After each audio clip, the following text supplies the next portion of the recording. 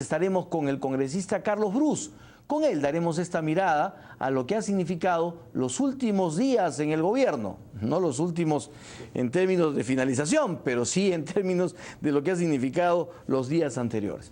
Don Carlos Brus, ¿cómo está usted? Muy buenas noches. Hola Enrique, antes que nada permíteme saludar a todas las madres peruanas en su día. Bueno, entremos entonces a nuestros temas. ¿Cómo ve usted al gobierno, especialmente al presidente Humala, después del caso Repsol y del caso Ecuador y Venezuela? Creo que se ha debilitado enormemente. En primer lugar, con el tema del caso Repsol ha quedado claro en la retina de la gente y sobre todo de los inversionistas que este gobierno, así como viró de una posición de izquierda a posiciones económicas responsables, tiene la capacidad en cualquier momento de regresar a la gran transformación, alejarse de la hoja de ruta y embarcarnos en aventuras que en el caso de Repsol significaban más de 6.000 millones de soles. ¿Por convicción, por exabrupto o por pragmatismo? No, es claro que hay una convicción estatista, hay una visión estatista, no socialista, sino estatista. Creo que el presidente Humala, quizá por su formación castrense, piensa que el Estado es un ser como superior que puede, por ejemplo, inculcarle esos valores patrióticos a tus hijos que tú no puedes inculcarle. Y por lo tanto, dámelos para que yo con servicio militar te los devuelvo ya con amor a la patria. Sin arete y sin trago. Y sin trago. O, por ejemplo, el Estado te puede decir a ti y a tus hijos qué comer y cosa no comer. No, de la misma manera, el Estado debería estar presente en todo lo que son actividades estratégicas, que tú sabes que si hablamos de actividades estratégicas, no acabamos, pues los supermercados pueden ser actividades estratégicas también. Entonces hay esa visión estatista, que el presidente Humala la reprimió, porque vio que la economía estaba creciendo, vio que las inversiones estaban fluyendo, entonces ¿por qué voy a malograr todo lo que ya está funcionando? Pero de vez en cuando se les escapan estos atisbos, que yo estoy entre los que opinan que esto sí va a empezar a afectar el flujo de inversiones y por lo tanto el crecimiento del país. Ahora, estas ideas que empieza a aplicar el presidente Humala, según usted, ¿las hace basado en su alta popularidad? ¿Siente que puede ahora permitirse esas licencias? Por esta forma, te cambio la pregunta. ¿Por qué el presidente no llevó a cabo lo de Repsol? Yo creo que Palacio testeó cómo iba la popularidad y detectó que el tema de Repsol le estaba mermando en su popularidad, como en efecto ha caído en varios puntos. Y eso es lo que al final le ha echado atrás esta intentona. El presidente o quien gobierne o quien gobierne con él gobiernan mirando las encuestas, mirando. Sí. Bueno, además, todos los presidentes lo hacen. Pero en este caso, el que diga que no miente. En este caso es con mayor énfasis. Porque él tiene un gran activo, realmente hay que reconocer que es un presidente de alta aprobación para una persona que no tiene mucha experiencia política, comparado contra Alan García y contra Toledo. Efectivamente, tiene una aprobación casi el doble de lo que tenían ellos a estas alturas. Así que eso es un activo que él no quisiera perder, también hacia futuro, porque él sabe que algún día dejará la presidencia y necesita dejarle un legado a alguien, que ese ya es otro tema, a quién se lo vaya a dejar. Pero esa alta popularidad es un activo que no puede perder. Ahora, es un tema del cual no vamos a escapar, porque obviamente la pregunta que surge inmediatamente, que es además una pregunta recurrente, es: ¿el presidente y la primera dama están en campaña?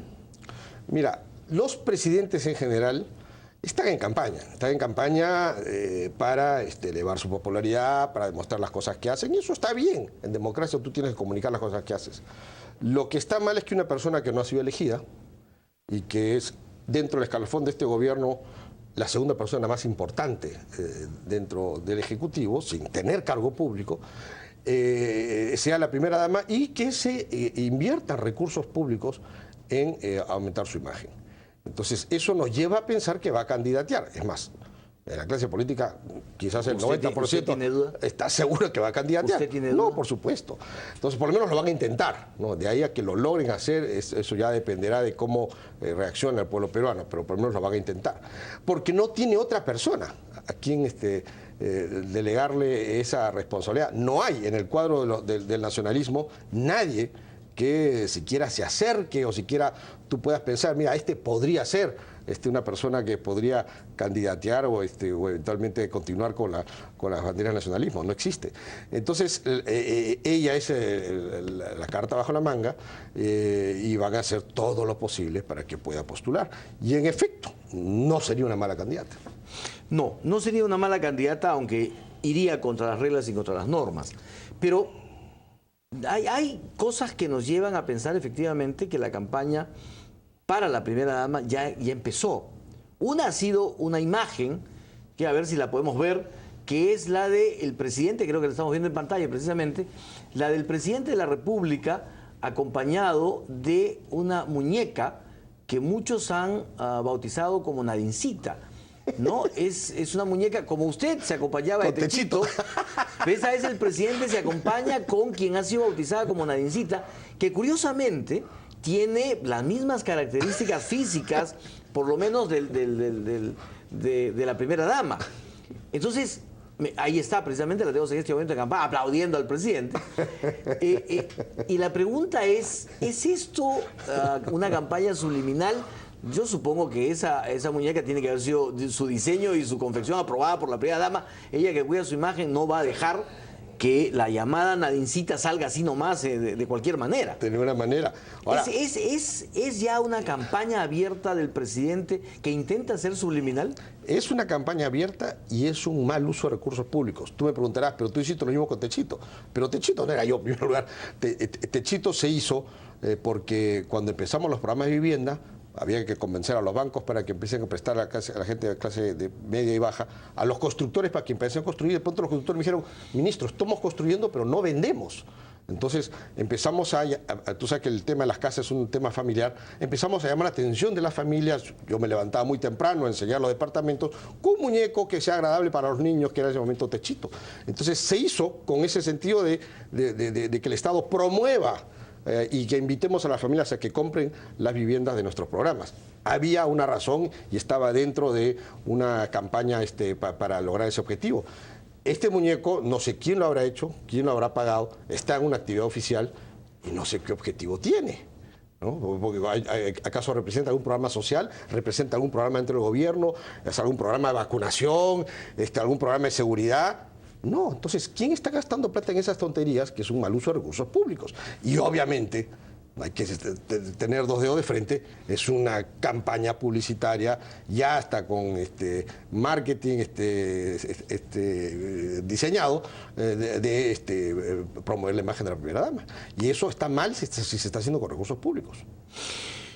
¿Cómo evalúa usted al gabinete ministerial después de esta situación y en esta coyuntura? Porque, a ver, varios ministros terminan siendo golpeados por repito, la coyuntura. Claro. El ministro del Interior, el ministro de la Cancillería, el Ministerio de Economía, cuyo rol no fue muy claro en el tema Repsol. En fin, le puedo ir narrando hasta sí. la ministra de Inclusión Social y el tema Coliguarma. En fin, hay muchos ministros que están teniendo serios problemas. Mira, el presidente Humala no ha sido muy hábil en reclutar ministros de nivel, que creo que, tú sabes, yo no soy ya amigo de Toledo, pero creo que Toledo tuvo una gran virtud de reclutar buenos ministros. No es el caso de este gabinete, y peor aún, en el caso de Repsol, se evidenció algo que es preocupante, ¿no? Ministros que pensábamos que eran ministros responsables y que saben y sabían del daño que se le hace al país con un viraje metiendo al Estado de empresario, de pronto le decían, sí, señor, al presidente, ¿cómo usted quiere la compra, presidente? Nosotros la diseñamos y solamente con el ánimo de mantenerse más meses en el cargo, no fueron capaces de decirle, no, señor, esto no es conveniente, si usted continúa con esto, presidente, yo tengo que retirarme del gabinete porque va contra mis convicciones. Tengo entendido que el ministro de Economía sí dio la batalla interna. Creo que fue el único ministro que expresó abiertamente sus objeciones al presidente. Ni después de ahí para abajo nadie le dijo nada. Entonces vemos que hay ministros que no tienen esa capacidad de defender sus ideas hasta con la renuncia, como debe ser cuando uno defiende sus convicciones, y por lo tanto es un gabinete medio mediocre, donde se ve clarísimo, no hay eficiencia en el gasto del Estado. Los municipios y los gobiernos regionales gastan más que el Ejecutivo, o sea, invierten más el gasto de inversión. Antes era la inversa. No, ahora los municipios y los gobiernos regionales son más eficientes que el gobierno central. Y el ritmo de los ministerios los ponen los ministros, eso es claro. El resto de la burocracia es una burocracia inactiva. Los ministros son los que deben ser proactivos y empujar el gasto. El gasto, por supuesto, que se convierte en bienestar en la gente. Y ahí vemos pues que no tenemos el gabinete que debiéramos tener, teniendo ahora un presupuesto 3 veces más grande del que teníamos hace 10 años atrás. ¿Comparte usted el respaldo a la Cancillería? No, bueno, hay que aclarar que ese respaldo fue a frases injuriantes al servicio diplomático, ¿no? Cuando el congresista Huatás dijo que había que fumigar a la Cancillería, entonces el servicio diplomático se sintió como ofendido, así lo expresó en una reunión que hubo en el Congreso, no el canciller, sino tomó el uso de la palabra el viceministro, que es un funcionario de carrera y que es el jefe del servicio diplomático. El canciller no es el jefe del servicio diplomático, el canciller es el jefe del ministerio, pero el jefe del servicio diplomático es el vicecanciller. Y él expresó que había en el servicio diplomático ese malestar. Y la Comisión de Comercio Exterior, por lo menos todos los que hicieron uso de la palabra en ese momento, efectivamente se expresaron en contra de esa afirmación, que es como decir, pues hay que fumigar las Fuerzas Armadas. Oye, no, un miembro de las Fuerzas Armadas puede haber cometido un error, pero tú no puedes hablar así de una institución. Entonces no fue un respaldo al canciller, fue un respaldo al servicio diplomático. Es algo que el día de ayer el presidente de la Comisión de Relaciones Exteriores, Víctor Andrés García Belaúnde, ha aclarado que no fue un respaldo al canciller.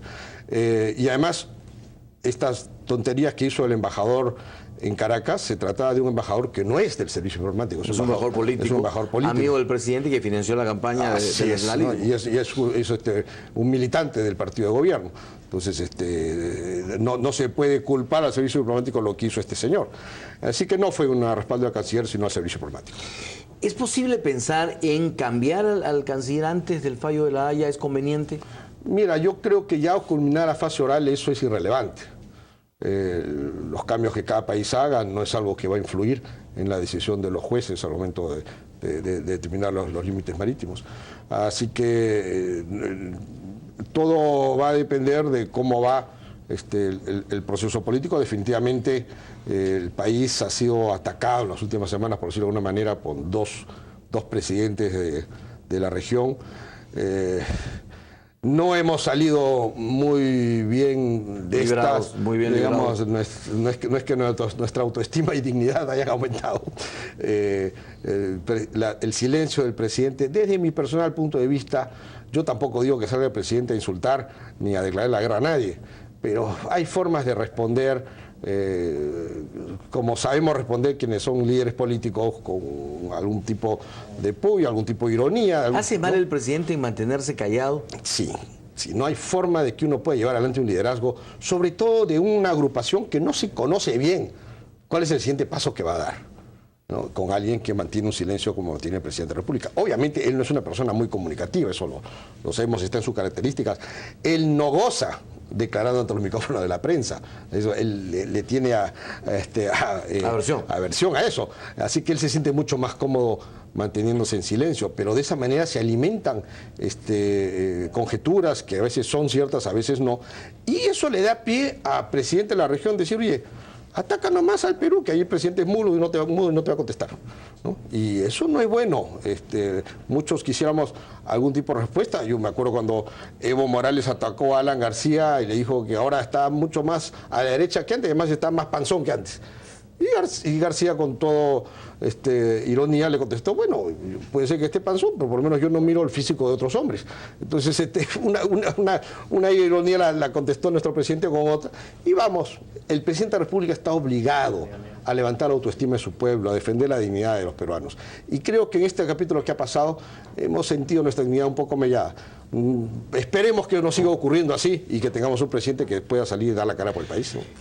¿Le queda clara la situación de que ocurrió en Quepachato, donde hubieron varios civiles heridos por una patrulla militar? No, que va a ser claro, eso está cualquier cosa menos claro, tiene que investigarse. Yo creo que si se ha cometido un error, que no estoy seguro que se haya cometido, pero si se hubiera cometido, es mejor decirlo, ¿no? Si aquí se cometió un error, pues bueno, tenemos que tener claro que las Fuerzas Armadas, si se hubiera cometido ese error, no ha sido a propósito, ¿no?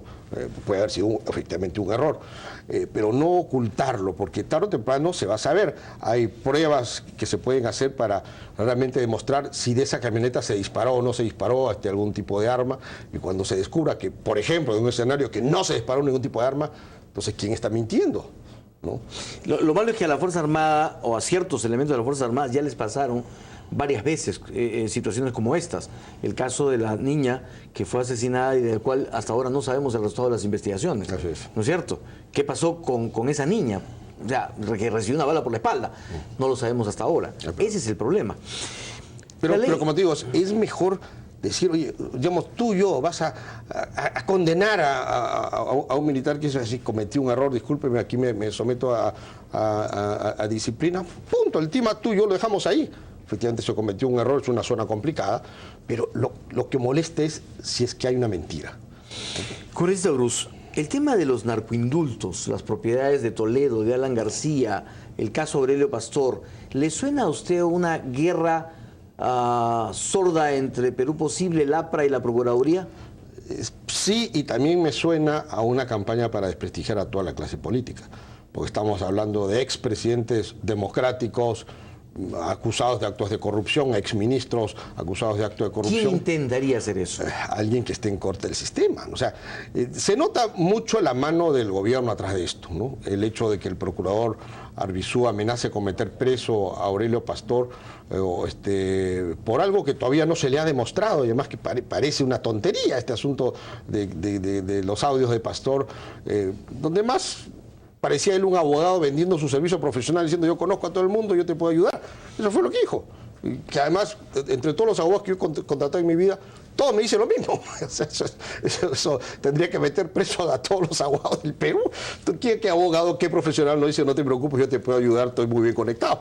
Y por eso vamos a meter preso a la gente. Entonces, se da la impresión que al procurador Arbizu está siendo una herramienta, un instrumento de este gobierno. Él fue un empleado de la bancada nacionalista en el gobierno anterior, es un cuadro del nacionalismo, y nunca hemos visto al procurador Arbizu tratar con esta dureza a nadie del gobierno, a ningún caso de corrupción dentro del gobierno. ¿Incluido Alejandro Toledo? Alejandro Toledo hace poco tiempo la Fiscalía le archivó un caso y la Procuraduría no apeló. ¿No? Y en el caso de las casas no vemos esa dureza tampoco. Entonces está clarísimo que se está usando a la Procuraduría como una herramienta política. Eso no se lo pueden quitar a nadie, todo el mundo se da cuenta. Dos preguntas finalmente. ¿El indulto a Fujimori, demorado? Bueno, torpemente demorado. ¿Intencionalmente? Pero claro, mira todo el tiempo que ha pasado y la ministra todavía dice, no, pues todavía no me llega el informe. Bueno, no dice que ya esta semana termina, de repente a fin de mes. Pucha, pero lo están mandando aquí, están usando el correo central para que le llegue el informe. No. Es clarísimo que están pateando el tema para adelante, pero ya es imposible. ¿Con qué intención? Primero es una papa, ¿no? Porque se sabe que hay una... ¿Es miedo a decidir? Hay una mayoría que está a favor del indulto. Pero saben que si van y le hacen caso a esa mayoría, tienen un problema frente a los garantes y a la mayoría que Perú Posible le da dentro del Parlamento. Así que es un tema, yo reconozco, en el sillón del presidente es un tema complicado.